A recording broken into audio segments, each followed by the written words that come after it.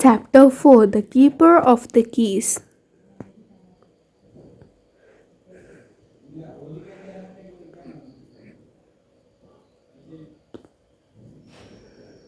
The knock comes again. Uncle Vernon runs into the room. Who's there? He shouts. He's holding a rifle in his hands. Now everyone understands what he was carrying in the bag the day before. Who is it? I warn you. I have a gun. There is a pause. Smash! The door is hit so hard that it breaks and comes flying into the room. There is a man in the doorway, the giant man. His face is almost completely covered with long, messy hair and a big black beard, but you can see his eyes like points of light under his hair. The giant man comes through the doorway and into the room. His head almost touched the ceiling. Could you make us a cup of tea, please? It has been very difficult to find you, says the giant. And here's Harry.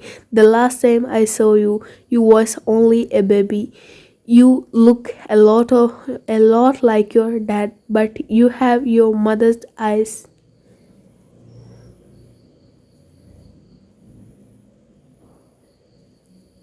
I demand that you leave right now, yells Uncle Vernon. You are in this house illegally. Ah, shut up, Dursley, you big fool, says the giant. He races over and takes the gun out of Uncle Vernon's hand. He bends the barrel of the gun into a knot as if the gun were made of rubber. He throws the gun into a corner of the room. Uncle Vernon makes a sound like someone stepping on a mouse. Well, Harry, continues the giant, happy birthday to you, 11 years old, congratulations. Harry looks at the giant in surprise. Who are you? Asks Harry. Oh, I am sorry, Harry. I forgot to introduce myself. I am Rubius Hagrid, keeper of keys and grounds at Hogwarts. But you can call me Hagrid. Everybody does. I am sure you know all about Hogwarts. Oh, Hogwarts. Of course. No, answers Harry. Excuse me, says Hagrid, looking shocked. You don't know about Hogwarts. Hagrid looks angrily at the Dursleys who try to hide in a corner. I knew you weren't receiving all the letters we sent you, but I never thought you didn't know about Hogwarts. For crying out loud, didn't you ever wonder where your parents learned all of it? All of what? Asked Harry, very confused now. All of what? Hagrid yells. You didn't tell this boy anything about Hogwarts, he asked the Dursleys in a voice that sounds like a storm. Hagrid looks back to Harry and asks, You don't know anything about our world? I mean, your world, Harry. My world? Your parents' world? What world? Asked Harry. Hagrid looks like he is about to explode. Dursley, he yells. Uncle Vernon is shaking with terror, but Harry says, Hagrid, you must know about your mom and dad. I mean, they are famous. You're famous too. They were famous. Really? My mom and dad? Says Harry. You don't know, says Hagrid sadly. You don't know who you are, do you, Harry? You don't know what you are? Stop, yells Uncle Vernon. who finds some courage to speak. I forbid you to tell him anything. Oh, go sit on some nails. Dursley, you great fat pot of pudding, answers Hagrid. Harry, you are a wizard.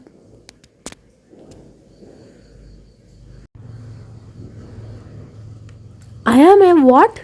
Gasped Harry. A wizard, of course, says Hagrid. One of the best, at least when you learn a thing or two with a mum and dad like yours. What else would you be? I think it's time to read your.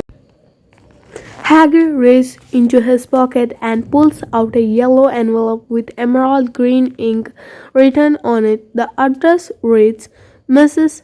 Harry Potter, the floor house on the rack, the sea. Harry takes out the letter and begins to read. Hogwarts School of Witchcraft and Wizardry. Headmaster Albus Dumbledore. Dear Mrs. Potter, we are happy to inform you that you have been accepted at Hogwarts School of Witchcraft and Wizardry.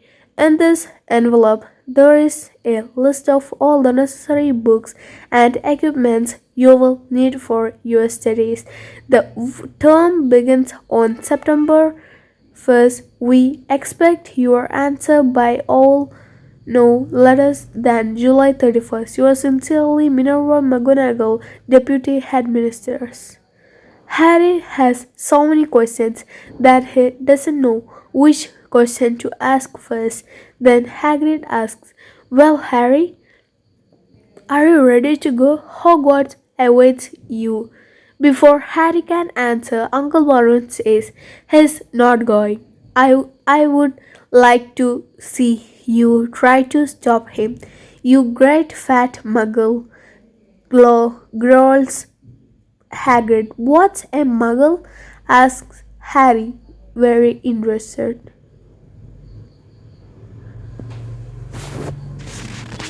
A muggle, says Hagrid.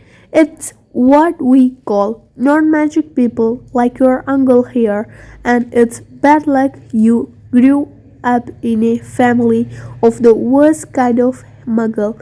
We made a promise when we accepted Harry that we would never allow him to be a wizard. It's all a nonsense anyway. You knew, asks Harry. You knew I am a wizard. Knew? Yells Aunt Petunia. Knew? Of course we knew, especially since my horrible sister was what she was. She got a letter just like you, and then she disappeared and went to that school and came home every vacation with her pockets full of magic nonsense. He turned our teacups into rats. She was afraid. But my mother and father always loved her best. Lily this and Lily that. They were proud of there was a witch in the family.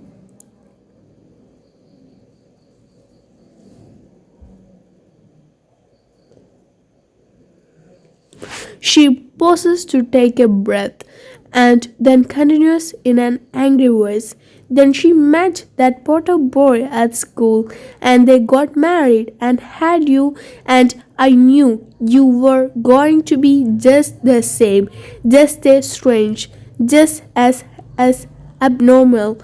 And then she went and got killed and we got stuck with you. She was killed, yells Harry. You told me she died in a car crash? Car crash? Hagrid screams at the Dursleys. How could a car crash kill Lily and James Potter? That's ridiculous. I can't believe Harry Potter does not know his own story, even when every kid in our world knows his name. Hagrid looks sad.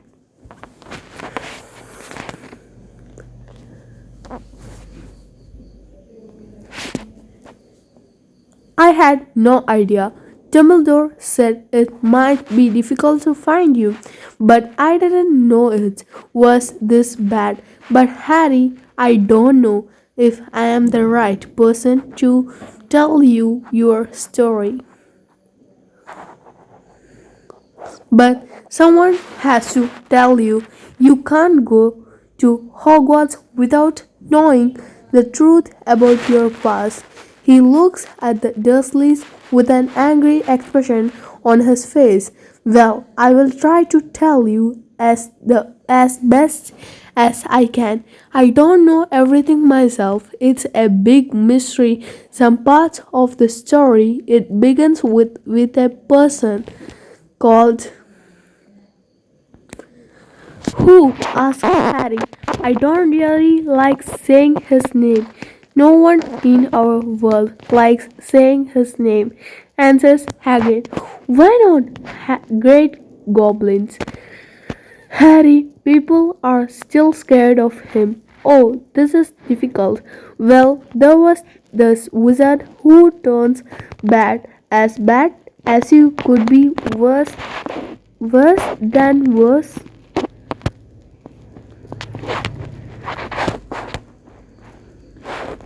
His name was Hagrid cannot finish. Finally, he says slowly in a low voice, his name was Voldemort. I can't say it again. Harry, anyway, this wizard about 20 years ago turned bad and started looking for followers. He was becoming more and more powerful.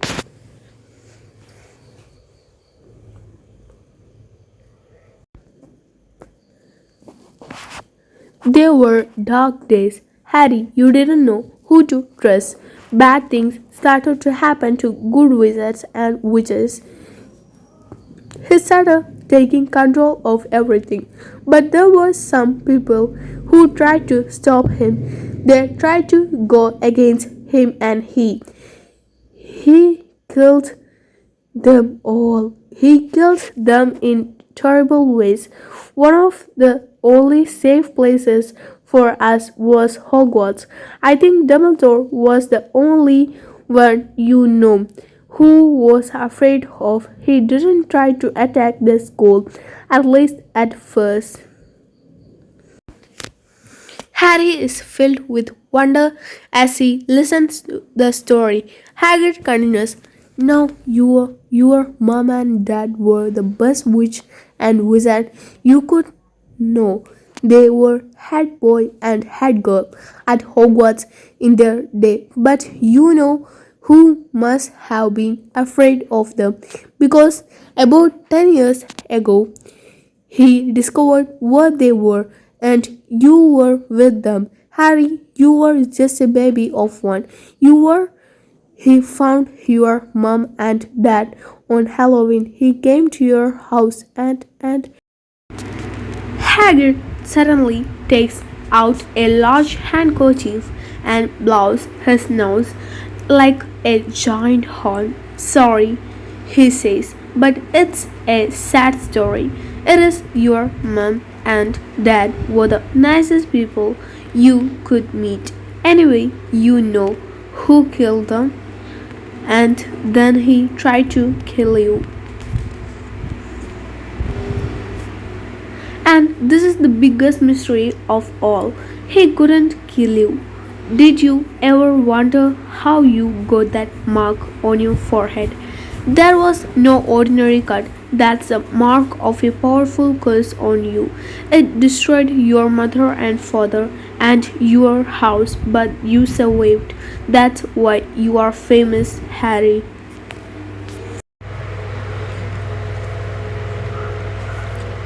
While Harry listens to the story, he begins to remember images in his mind. Green flashes of light, and for the first time a laugh, a high, cold, cruel laugh. I found you in the house, Harry, under some debris, continues Hagrid. Dumbledore told me to find you and bring you to this here muggles. Hagrid looks at the Dursleys with disgust on his face.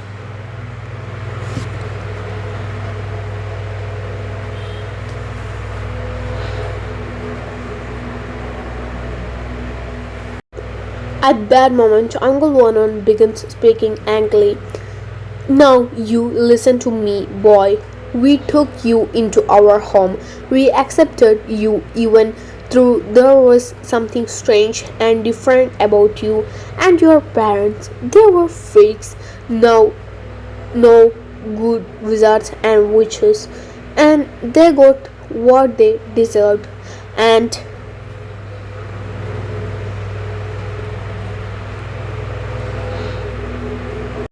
before Uncle Vernon can continue, Hagrid jumps up from the sofa where he is sitting. He takes an old pink umbrella from his coat and points it at Uncle Vernon like a sword and says, I am warning you, Dursley. One more word and I will. Uncle Vernon loses all his courage and he becomes silent.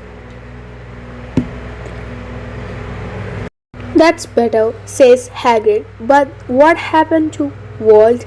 Sorry, I mean, you know who? Asked Harry. Good question, Harry. He disappeared. He vanished. That's the biggest mystery of all. No one knows where he is. He was so powerful, and now he is just gone. Some say he dead. That's nonsense. If you ask me,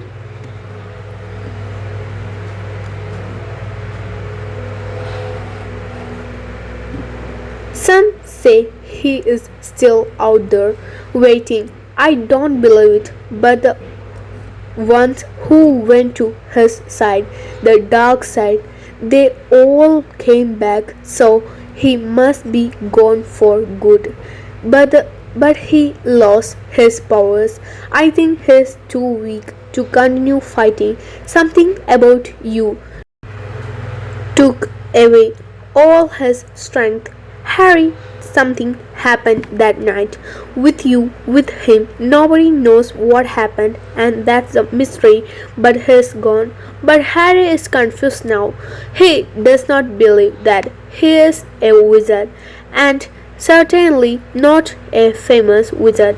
After all the abuse he receives from the Dursleys, Hagrid says, Harry, I think you have made a mistake.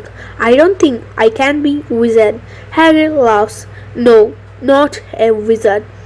Ah, you never made strange things happen when you were scared or angry. Harry thinks about this. All the things that have made the Dursleys angry with him have happened when he was angry or upset, especially at the zoo a few days ago. He made the glass disappear and he let the boa constrictor free, right? Harry looks back at Hagrid and smiles. Hagrid smiles back at him.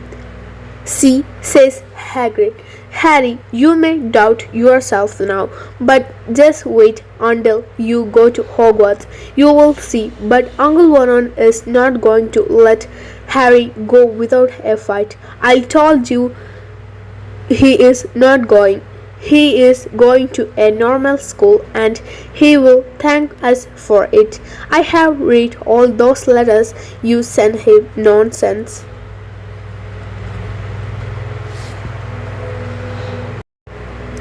If he wants to go to Hogwarts, a muggle like you can't stop him. He is Lily and James Potter's son. He will go to Hogwarts and he will be with young people like him, people who will respect him for who he is, and he will be taught by the greatest headmaster there is, Albus Dumbledore. I will not pay for some crazy old man to teach him silly magic tricks, yells Uncle Vernon.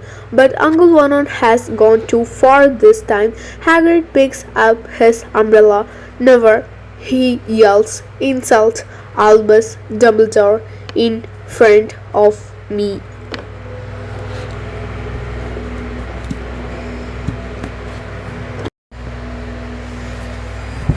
He moves his umbrella towards Dudley and there is a bright flash of violet light and sounds off a firecracker. Dudley screams and puts his hand on his fat bottom. He begins jumping up and down in pain.